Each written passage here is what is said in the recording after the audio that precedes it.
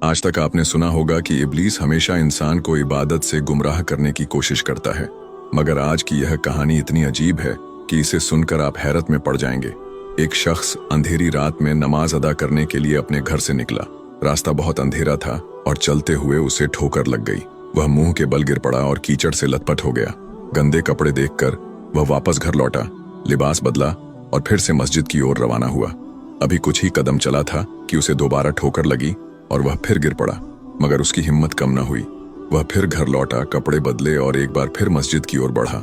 इस बार जब वह घर से बाहर निकला तो दरवाजे पर एक अजनबी खड़ा था, जिसके हाथ में एक चमकता हुआ चिराग था। अजनबी चुपचाप उसके आगे आगे मस्जिद की तरफ चल पड़ा।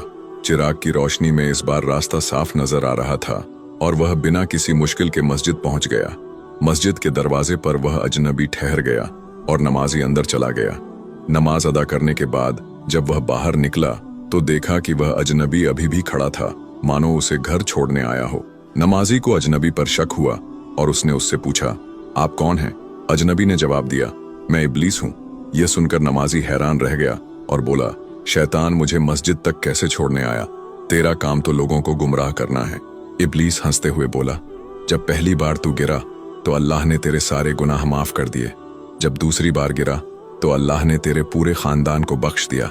मुझे डर था कि अगर तू तीसरी बार गिरा तो अल्लाह पूरे गांव को बख्श देगा, इसलिए मैं चिराग लेकर आया ताकि तू बिना गिरे मस्जिद पहुंच जाए। यह सुनकर नमाजी की आंखों में आंसू आ गए।